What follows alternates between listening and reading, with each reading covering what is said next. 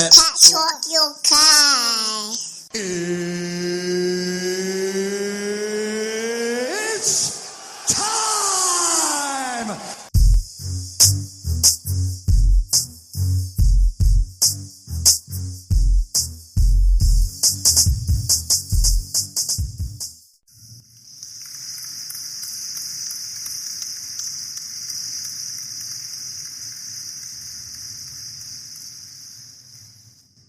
Welcome to the Pep Talk UK Sports Podcast, the podcast that talks football and boxing news from around the globe. Real points of view from a real panel, hashtag Real Talk on Pep Talk. I'm your host today, Frankie B. Oi oi, and I'm joined by some special people on the panel.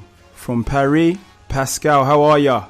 Pascal, c'est la Champions League. Pascal, c'est la Champions League. La la la la. Frankie B, I'm feeling very good, very good. How you doing, Frankie It's B? all good over here, mate. It was 30 degrees. Very lovely women out there in their batty riders and ting. Oh la la. Fantastic. Brilliant. Well, once again, we have from Boxing Luton for the second time on the show, JP.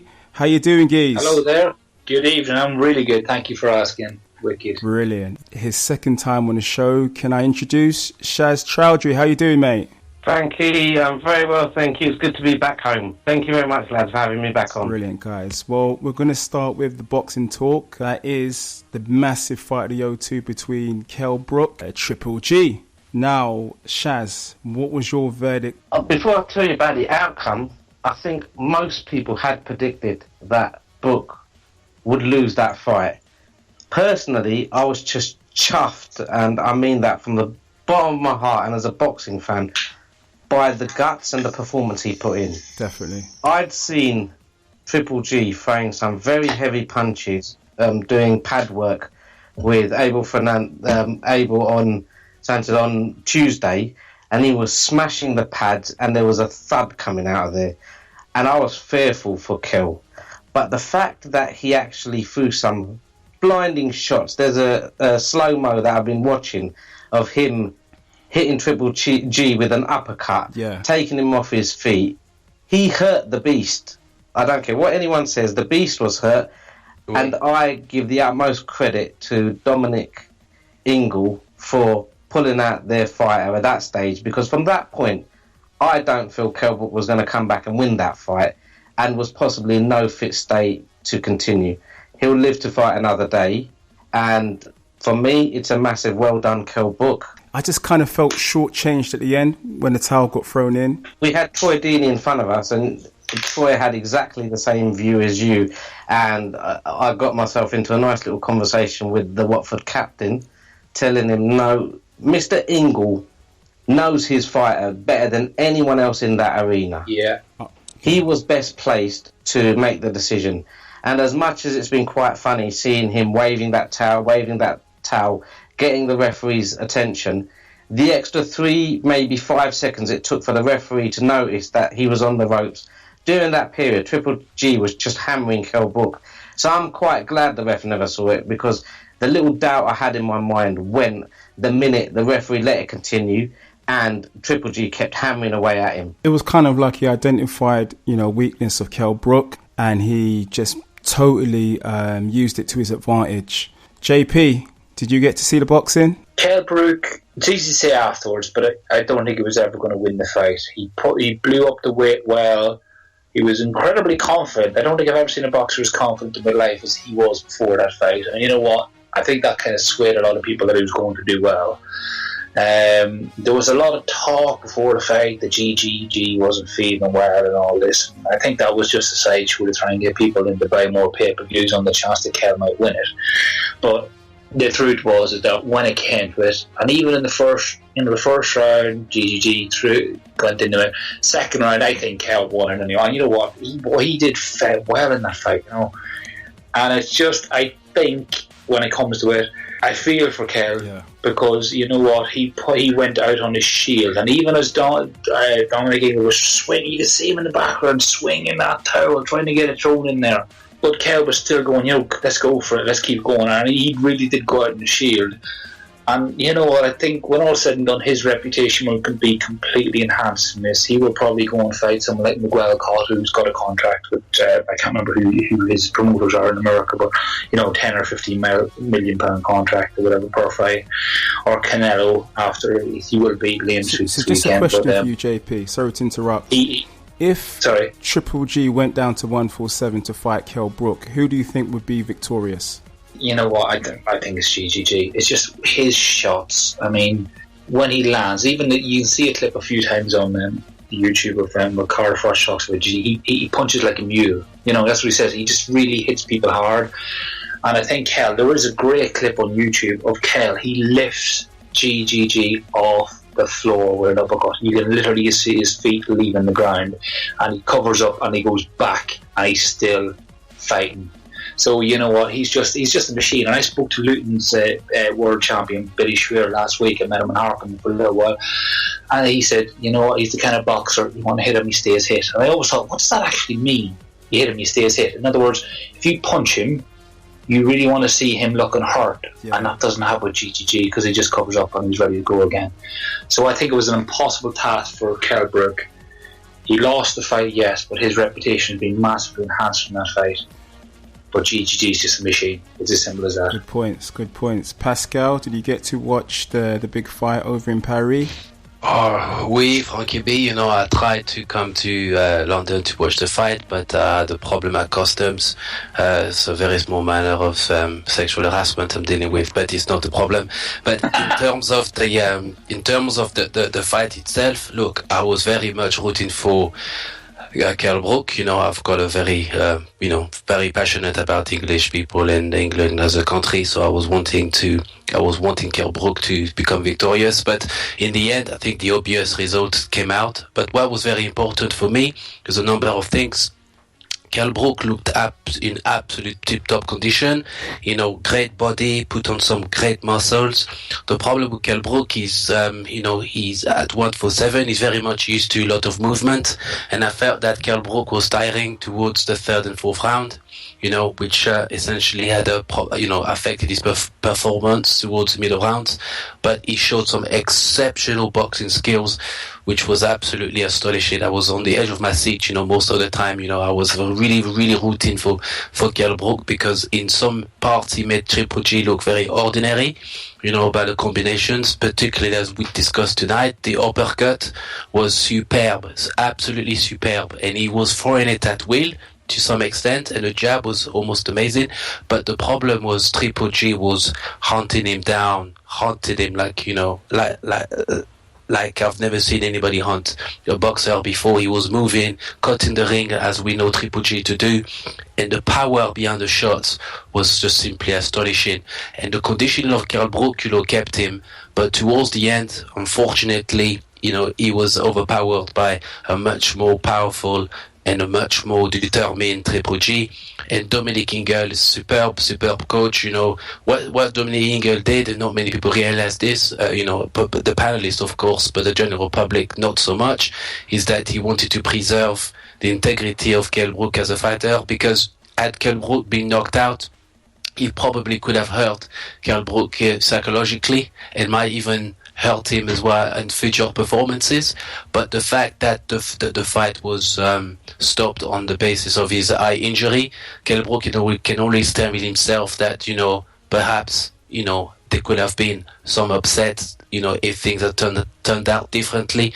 But the good thing for us as boxing fans, as lovers of the sport, is we can expect Kell Brook to come back, and I would like to see Kell Brook at the 154 division, offering some good fights, because I do believe Kell Brook has superb potential at 154 division. Totally good points, Pascal. Frankie, can I ask you a question there? Because we never got this on the night. Did you get a chance to look at the scorecards? When it was stopped? Rumour has it. I'm looking at the scorecard. There were 3 judges. Judge number 3, Mr. Gaidu Qualeri, had it 38-38 after 4 rounds. Judge number 2, Craig Metcalf, had it 38-38 after 4 rounds. Oh, yeah. Judge number 1, Benoit Russell, had it 37 Golovkin, 39 Book, which makes Book ahead after 4 rounds on the scorecards on one of the... And if the fight had stopped there after 4 rounds for whatever reason, Book would have won by split decision. Wow. I think that in itself just shows that Book did fantastically well against possibly the best fighter on the planet. Do you think those scorecards are accurate, though, Shaz? Do you think Brook was really ahead at that time? I would say it was bang level. I wouldn't have had him ahead. I was fortunate enough to be sitting there to enjoy it. I weren't there as a judge, and however Benoit Russell saw it from his view, he saw it. But they're the official scorecards. And had the fight stopped for whatever reason after 4 rounds, Benoit Russell, because of him, Book would have won that fight. Interesting. Interesting. Incroyable. Well, funny enough, Triple G's already got other boxers calling him out. You've got Chris Eubank Jr., who didn't waste 5 minutes. And you've also got Billy Joe Saunders, that's in the mix. What do you guys think about a potential future fight with either Chris Eubank Jr. or Billy Joe Saunders? Pascal? Well, Frankie B, I was listening to a very interesting YouTube phone call between Billy Joe Saunders and IFL Television, and it was very interesting. Billy Joe Saunders claims that he wants to fight Triple G, but he wants to make sure that he's getting the right level of paycheck, the right level of money to face who he terms to be the best fighter in the world. I think that that fight is definitely on the cards, and I would like to see that fight before the end of the year.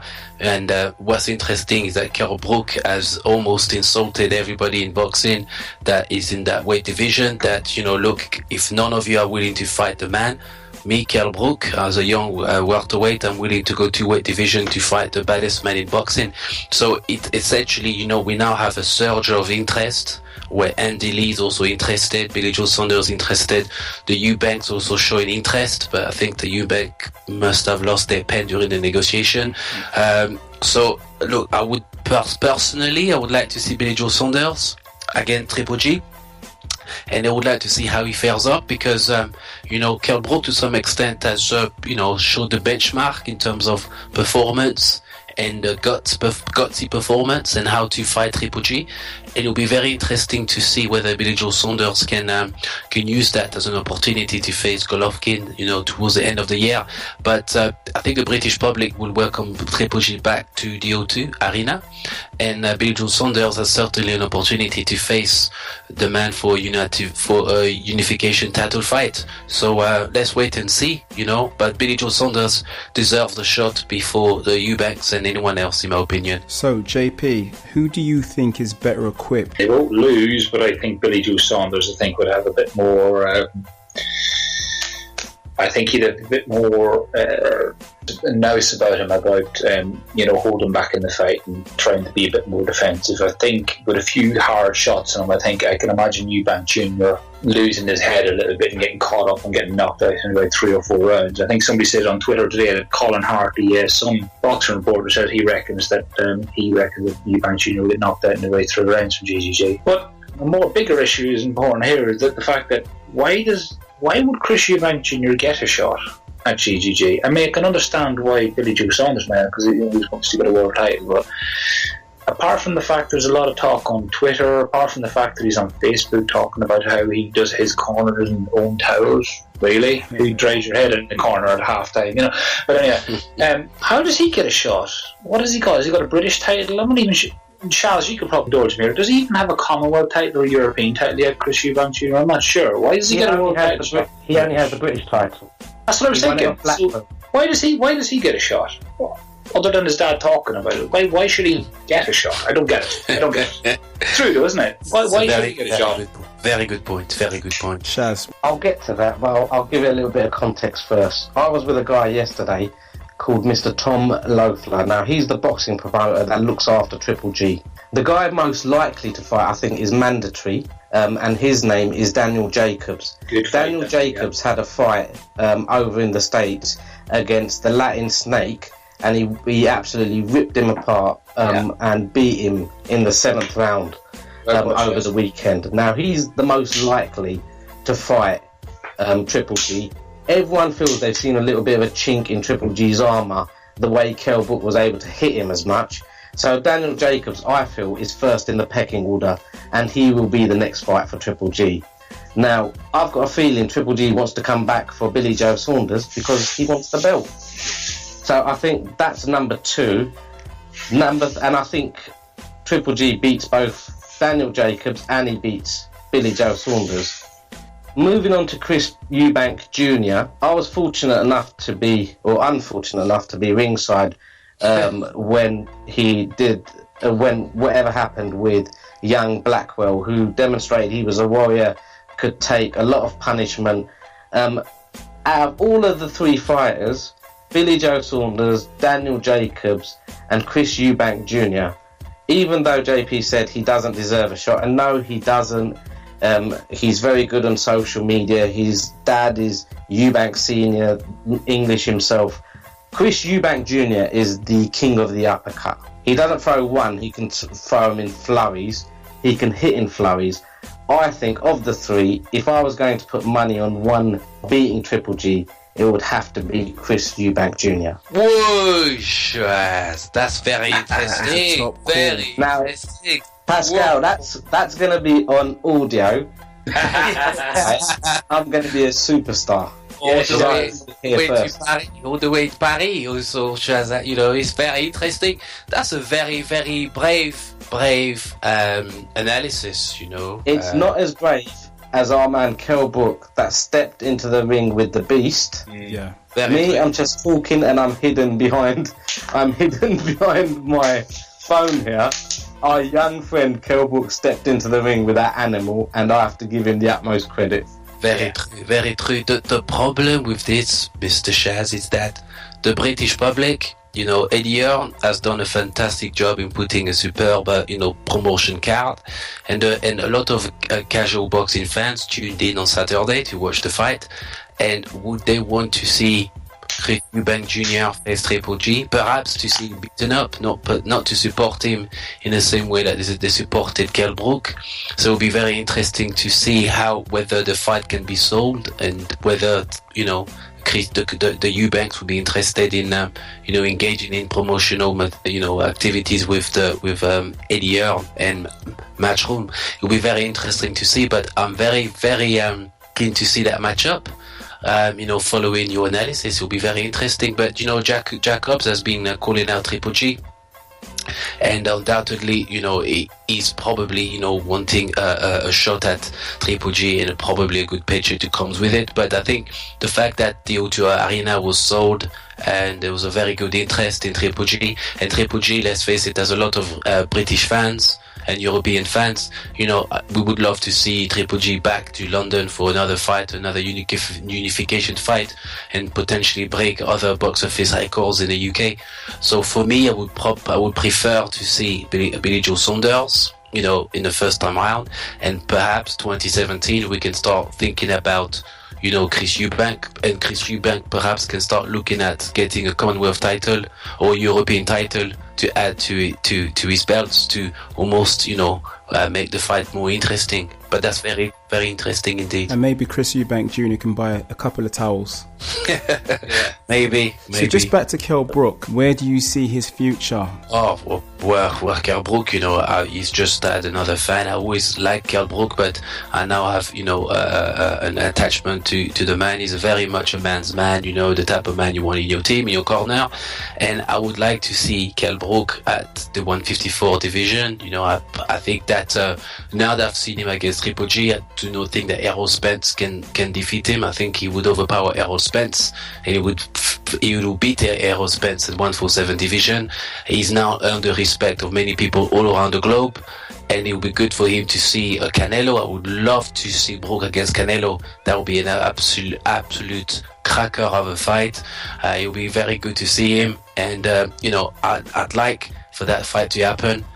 And he deserves it. He would deserve it. And I think that Golden Boy promotion will be a bit nervous to match him with Canelo following his performance, because it's sometimes it's not your victories that define you, but it's your defeats and how you come back from your defeats.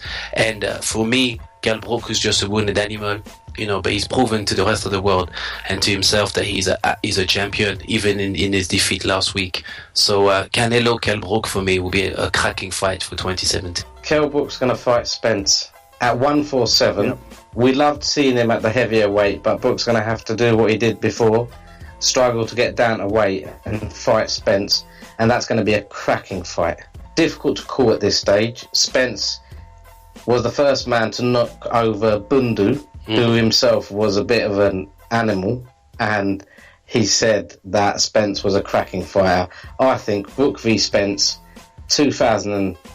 late 2016, early 2017 is going to be a great fight. We all look forward to that. So in terms of Vladimir Klitschko, he gets his rematch with Tyson Fury at the end of October. Tyson Fury missed the press conference. Shaz, were you there? I was there at the press conference. They'd had a phone call.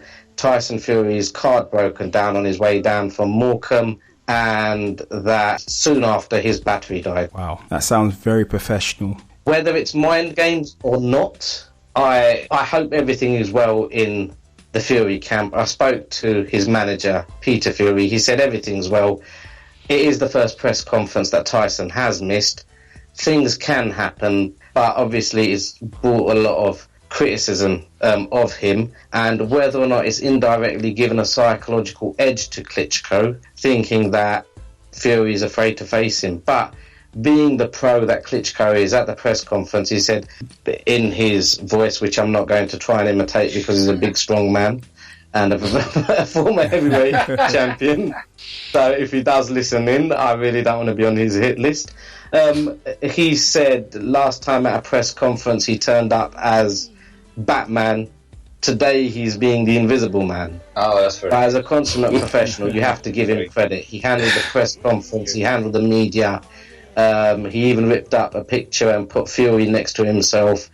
And my first meeting with Mr. Klitschko yesterday was an absolute gentleman. Oh, right. Go on. Wow, gentle giant. JP. Yeah, I'm down to hear about his meeting with Klitschko. That's brilliant. Not jealous at all, by the way, Shaz. Not jealous at all. Who do you think comes out on top this time? I mean, it just looks like Tyson Fury's he's achieved his goal, and it seems like maybe he's got nothing more to give. He seems like he's reached the mountaintop, and he's finding it hard to motivate himself. Do you see Klitschko being victorious in a rematch? No, I see Fury wiping the floor with him again. I see Klitschko that year will probably be a lot harder on him than it will have been on Tyson Fury since last November. It'll be roughly a year, obviously. But I think the first fight, I thought that Klitschko would beat Fury. I definitely thought that Klitschko would beat Fury. And then Fury really did make him look old. He really did make him look old in that fight. You know, he was switching between orthodox and southpaw, and I was just like, Jesus Christ, is this really happening? And I think that whole year, because I think Klitschko was about 40 now, I think that, yeah, I mean, look, I'm happy to be, actually, no, I'm not happy to be wrong about it, because I'd like Tyson Fury to win. But I wouldn't be surprised if I'm wrong about it, that Klitschko goes and wins it. But I just think with the home crowd behind him, Fury's got nothing to lose, and he won't want to lose. And if he needs to go defensive, if Fury puts it on him, he can do, or if Klitschko puts it on him, he can do it. But I think Fury wins again. That's what I think. So honestly, I really do think he's just going to win it straight out again. And after that, because in fairness to Klitschko, he's got nothing to lose. You know, he just needs to come out really hammer at Fury, and if that doesn't work, he's got nothing. Nobody wants to go out at a loss, but I think if he loses this, he's not really got anywhere to go, and Klitschko will retire. But it's one big payday for him. But I don't think he wins. Pascal, do you think Tyson Fury is still motivated? Well, you see, Frankie B, you know, I've seen, Tyson Fury eat more baguettes than me, you know, and there sometimes I was very, very much concerned about, his physical state as an athlete and whether he take the sport or boxing, seriously. But, Tyson Fury is very, very talented boxer, natural talent. He can switch from orthodox to southpaw. And I've seen him doing some very, very great things, for a man of his size and his height. He's very much a good boxer, technically very, very adept and technically very acute. But, I've got the feeling that Klitschko would do his very, very best to reclaim the belt. Klitschko, he's emotionally charged because Tyson Fury has disrespected him very much on a number of occasions. Klitschko, is a very dignified man in his approach, but I think he's also, he will be very calculated in his aggressive approach, and he will have reviewed the tape the first time very, very much, quite often, to see where he got wrong, to see where he didn't quite understand. And I've got the feeling that if he catches Fury, whether, on the chin, Fury is the kind of guy that could go down. We've seen Fury go down, to lesser men. And so there's definitely an opportunity for Klitschko to win. Let's not forget, Klitschko was a world champion for many, many years. And I believe that, in this rematch, he will do whatever he can to reclaim his belts. Pretty much believe that's what Klitschko will try and do. And it will be up to Fury to keep him at bay. I can see Fury throwing the jab to keep him at bay, slipping, making him miss.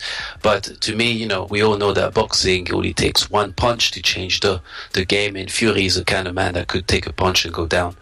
So we'll have to see. But another cracking heavyweight fight. I'm looking forward to it very much. So Fury Klitschko. Being unbiased, I'm Team Fury all the way. I'm backing the Brit to do it again. Okay. Our boxing correspondent Shaz Chaudhry met up with some aspiring female boxers. As much as we back our male boxers, I met up with some cracking women boxers that are British. Angela Hebden. I met up with Hannah Rankin. Both of these two young ladies are looking to make their debuts. I met up with a heavyweight, her name is Sarah Knight, and I met up with a female boxer who's my favourite British boxer. Her name is Kelly Morgan, who's fighting Friday in Bournemouth. I'll be backing her, I'll be supporting her, and this lady is a superstar in her own right, and I think her next fight after this, if she wins, she'll be a world champion. I'm at St Pancras ABC, the Gym of Champions, with Angela Hebden. How you doing, Angela? Yeah, I'm good. I'm exhausted after training, but I'm good. I've seen you do some of your training sessions. What did it involve? Tonight was just a lot of movement drills, a lot of bag drills, a lot of combinations, and heavy fitness. It was a 2-hour hot grueling session tonight. It's 30 degrees. It was a killer. Now, Angela, for those of the listeners that haven't heard of you so far or don't know of you, just by way of background, you didn't start off in boxing, you started off in kickboxing. If you tell us a bit about your kickboxing background. Okay, so I started kickboxing when I was 16, a couple of years ago. And and kind of intermittently on and off over the last 15 years, won a couple of world titles in different disciplines. Not trying to be modest, let us know how many world titles you actually won. Okay, so it's about 13 gold medals in total, including team events, different disciplines, so traditional kumite, semi-contact point scoring, light continuous. So yeah, quite a lot. And now you've decided you're going to turn pro and turn your hand to boxing. Yeah, definitely. I wish I'd done it sooner. To be honest with you, I was looking at, after the last World Championships, I hadn't trained for like a year, kind of got railroaded into competing and ended up cleaning up. And I was like, oh, this is rubbish. And then I got told by the world president, right, you're not doing mat sports anymore because you're banging girls out, so you need to go into the full contact and do the K1. Started doing full contact and K1 training, concentrating more on my boxing skills, and then just the boxing gripped me. And I was like, do you know what, forget kicking. I just want to punch. Now, as a boxer, what weight will you be fighting at? Well, at the moment, we're looking at super welterweight, so 69 kilos. Now, I know you've been sparring some pretty nasty boxers. Who have you been in the ring with? I did. I came up. That's the first time I came here, actually, at St Pancras Boxing Club. I came up to spar with multi-WBC world champion Michaela Lauren from Sweden. And I also sparred with the WBC silver champion Kelly Morgan, who's just about to, she's basically number one contender for the super middleweight WBC world title. So yeah, not an easy spar. Not gonna lie. And when are you looking to make your pro debut? Basically, I'm just concentrating on my training right now. We were going to do it a few months ago. I've obviously changed my coach. I've come training up here, so I travel from Epsom 3-4 days a week to come up here. CJ, who is our coach, he's away on camp at the moment with Michaela, Kian, Anthony, over in Marseille in France, because Michaela's got a big fight coming up in Sweden in a couple of weeks with Anthony. Kian then fights in Finland the week after. So when CJ gets back, that's when me and him are really going to start working together, gelling together and making plans for the future. So I'm hoping beginning, the first kind of quarter of next year. Who's your favourite female boxer? Okay, so past, you have to obviously give it to Layla Ali and Christy Martin, who paved the way for women's boxing. Fantastic fighters, and if you actually know the story behind Christy Martin as well, quite an inspirational woman. If you don't know, go and research it, because I haven't got time to tell you. But the most for entertainment value, it's got to be Nina Rishka. She was an absolute animal, fought like a man. Grown men feared her. She was also in $1 Million Baby as well. She was a fantastic boxer. Currently, obviously, Michaela, we're all behind Team Lauren, the Nordic Queen, and Latondria Jones as well, First Lady of Mayweather. She's looking pretty hot, unbeaten. She's looking good. Pitfalls, sponsorship. What do you think about the sponsorship in women's boxing? Obviously, I'm not pro yet, so it's not the easiest thing to do. I'm quite lucky in that I've got a local business that I've known for years. They give me a little bit of money every month, and they give me lots of kind of treatments and stuff like that for free as support. But I've also got an endorsement from a supplement company. But money-wise, it's just dire. It's shocking. I know for a fact that even professional women, they're struggling all the time. They're paying to fight. Women are actually paying to fight, and that's why women's boxing in the UK is starting to just deplete, because women don't have the money to put up for these fights. I know a friend of mine. She's a professional heavyweight fighter, and she fought last month at York Hall, and she had to pay £500 to fight for the British title. It's crazy. And she didn't even get the belt she was supposed to get. It was ridiculous. So the support with women's boxing is not where it should be, not like it is in Europe and America, and I just think it's ridiculous, because we've got some of the best boxers in Britain right now, especially if you're looking at the heavyweight men's division. It's all about Britain, and yet women's boxing is just not where it should be. Well, we at Pep Talk UK are supporting women's boxing. We're supporting British women's boxing, and if you've got a message for the panelists or your fans and your followers, we're here to listen to it right now. Okay, my message is just watch this space, because I'm so serious about this, and I'm working really, really hard. So I'm not planning just to have a couple of fights and disappear.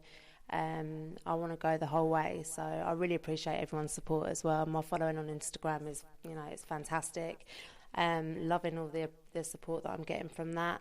But yeah, no, I intend to go the whole way, so just watch this space. But guys, you need to really, really support us women, because we're just not getting it, and we're more entertaining to watch than the men, right? I mean, we go in there and fight, we scrap, whereas the men are all technical and bobbing and weaving. We actually want to go in there and have a fight.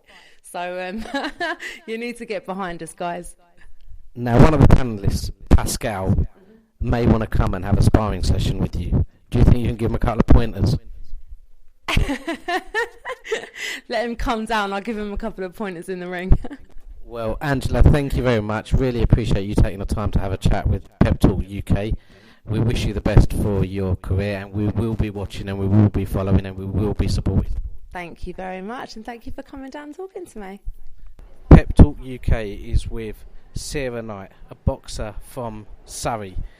Thanks for coming on today, Sarah. No worries.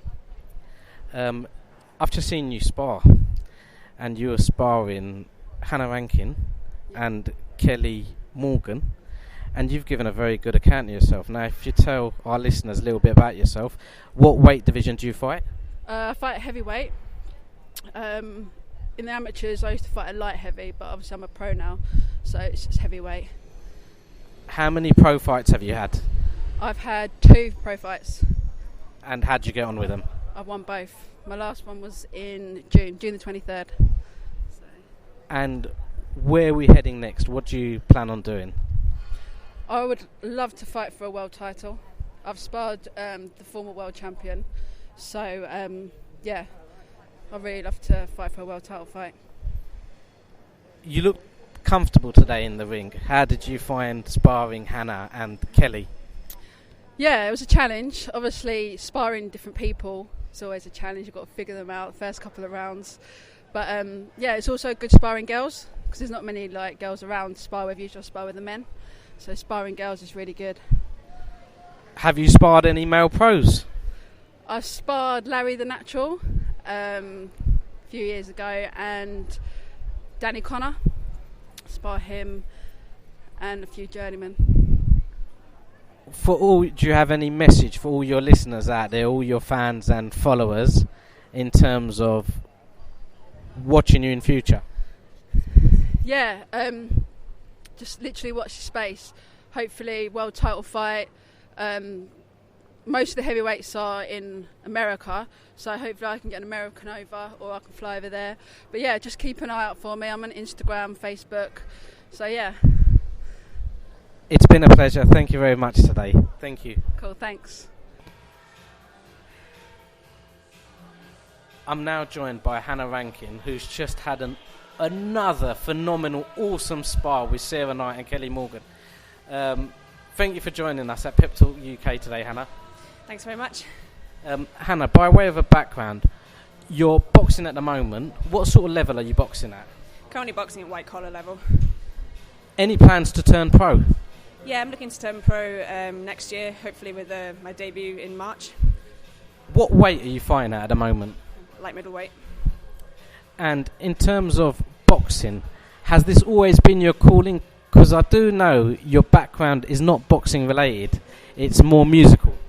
Yeah, I'm currently a bassoonist, a classical musician. Yeah, that's what I do. I do gigs and freelance, and I also teach woodwind instruments to kids and stuff. So yeah, that's my actual full-time job most of the time. Now, you're a highly qualified bassoonist. You've got a master's, am I correct in thinking that? Yeah, that's correct. A master's from the Royal Academy of Music in London. So what are your plans in the future? Is it to have a merger between the opera, ballet and the ring? Yes, definitely, 100%. They actually really work well together. It's all about performing on both levels. So in one, I perform in the ring, and the other hand, I perform on stage. Now, in terms of your music and your boxing, obviously tough disciplines for both. Do you train for both simultaneously? Yes, definitely. They both require you to be really dedicated, so you just have to portion your time properly, time for practice and time for training, and you just got to be really focused and quite enjoy it.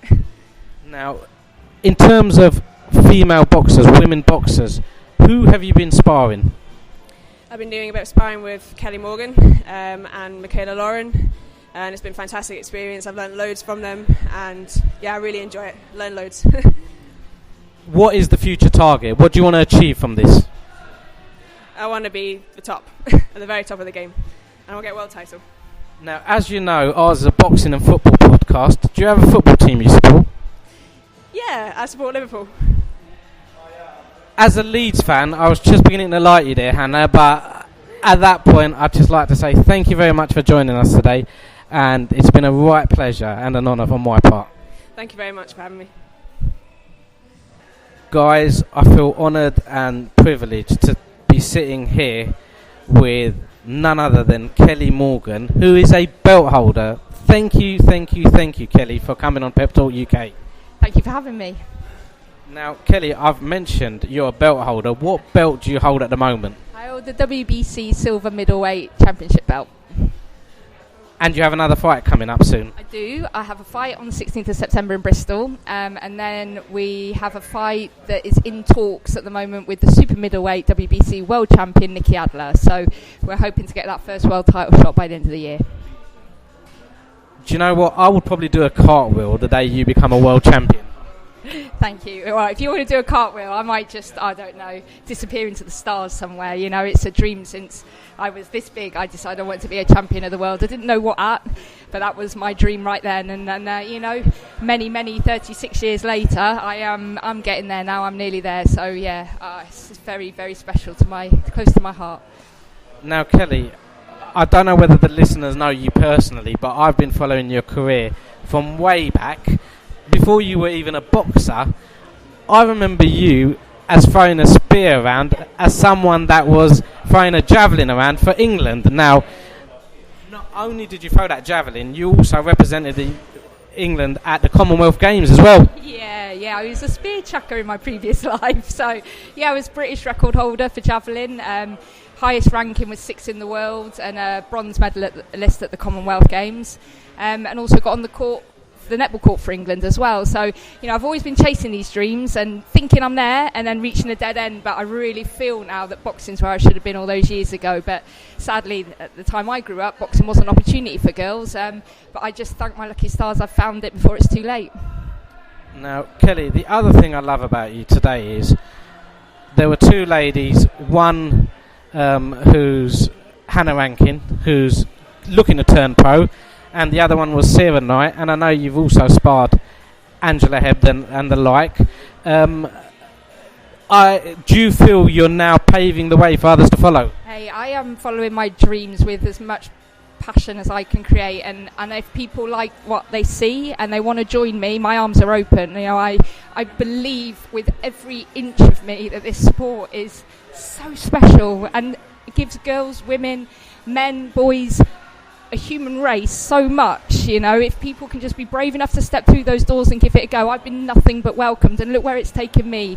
Be brave enough, get in touch with me, you know, let's just get together. My strap line, the back of my shorts is stronger together. We are stronger together. Let's do this. It's there for us.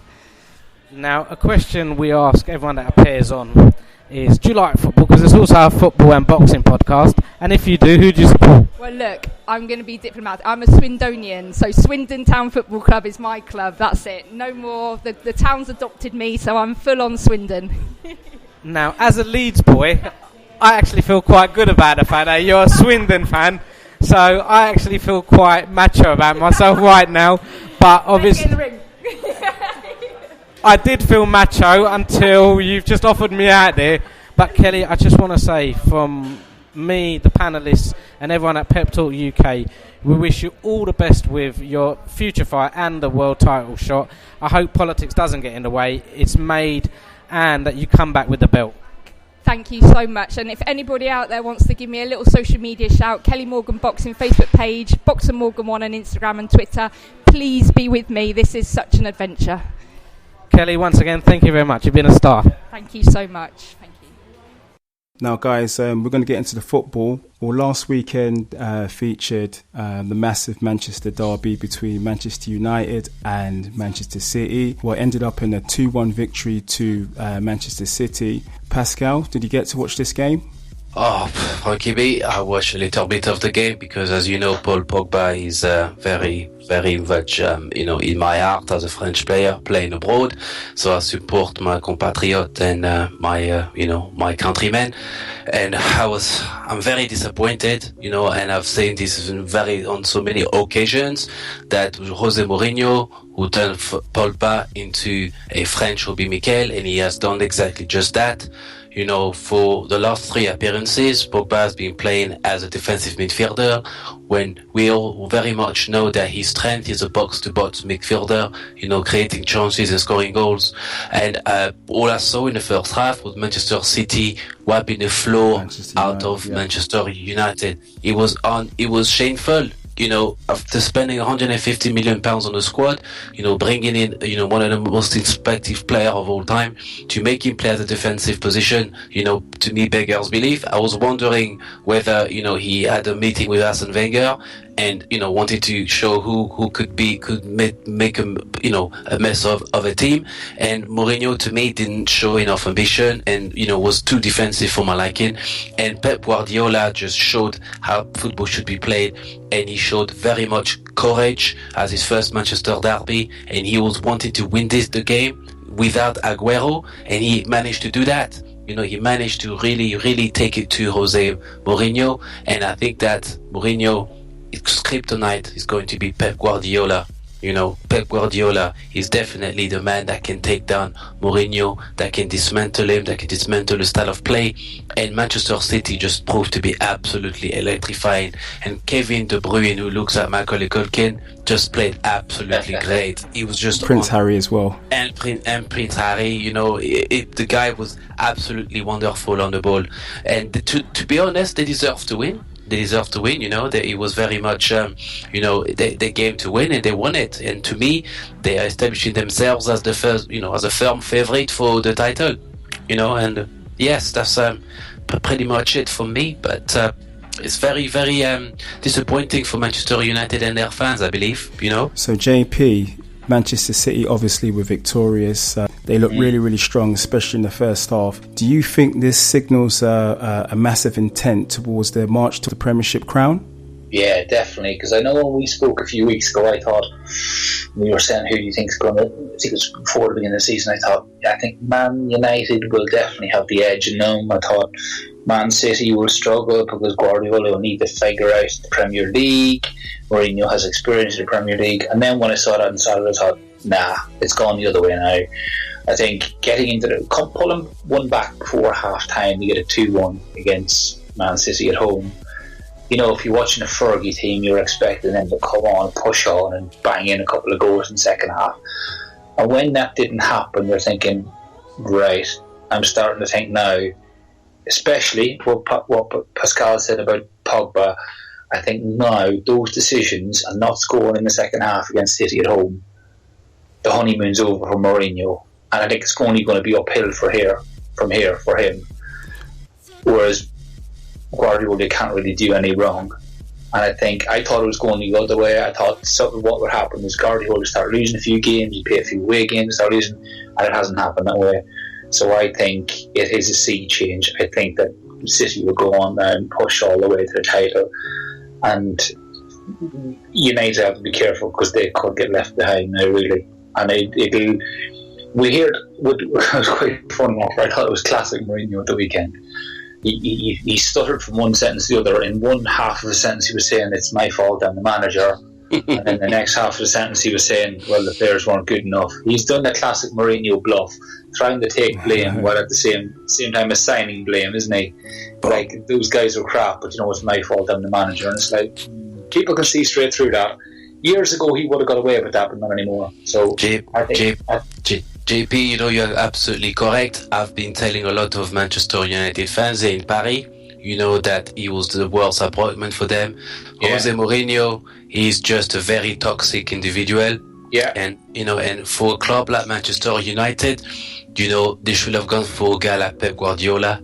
They should have done anything in their power to get Pep Guardiola, because they will have turned Man United as a very interesting team to play football. The style of play that Guardiola has introduced to City, you can clearly see there's a Guardiola brand of football. And in Germany and in Spain, he's been very good at cementing himself in the domestic title by winning title after titles. And for me, going for Mourinho was a sign of desperation, especially after what he done at Chelsea and the way that he left Chelsea for the second time. There's a pattern here. There's a very, very big pattern in Mourinho, and the board at United failed to recognize that, and may they get all that they deserve.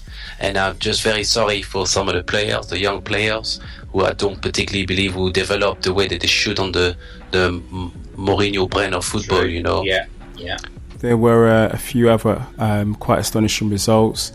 Leicester went down 4-1 to Liverpool at Anfield, and Arsenal managed to get a lucky 2-1 victory at the Emirates.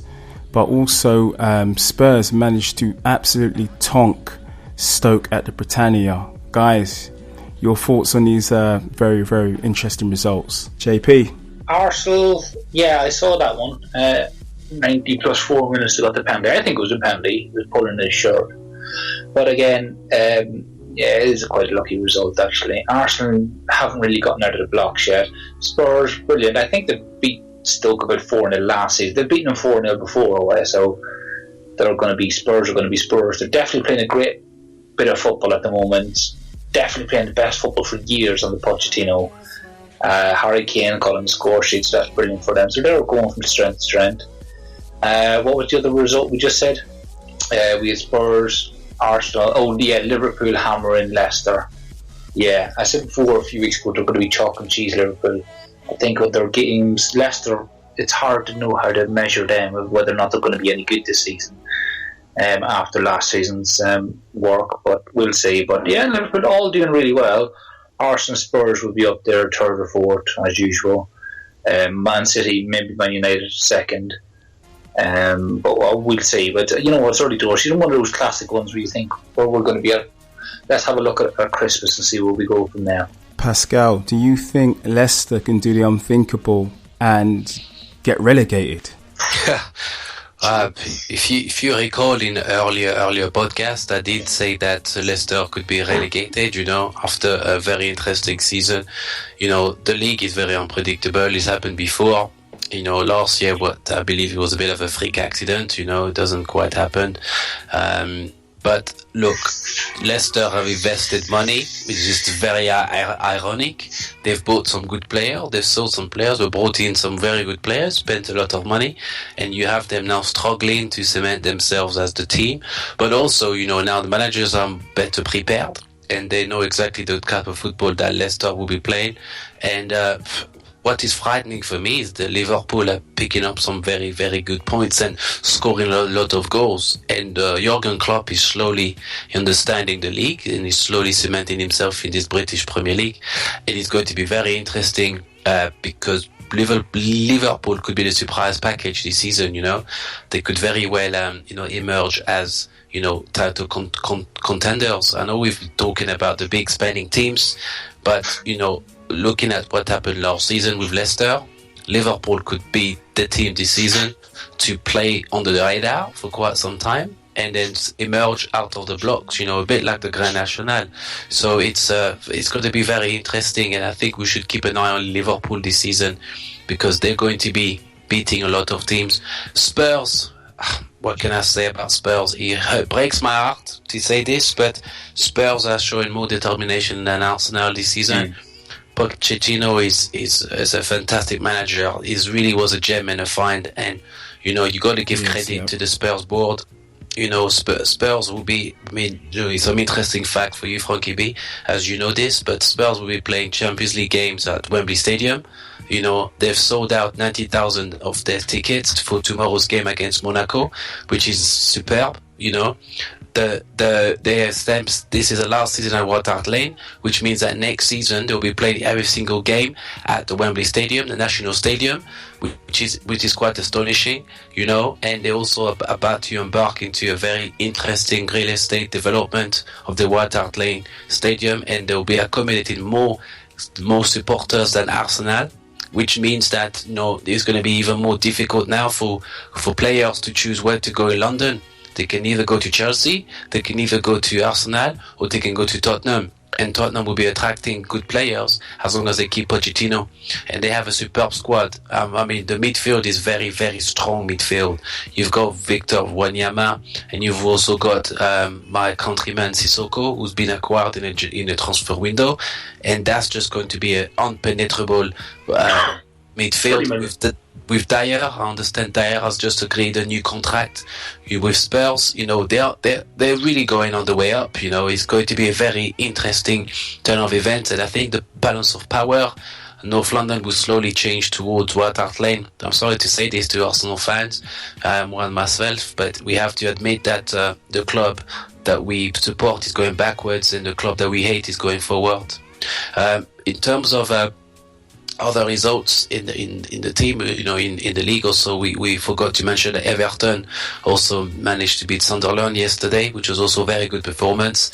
And Everton also very much of a dark horse. They've acquired some good players, and I can see Everton finishing outside the top four.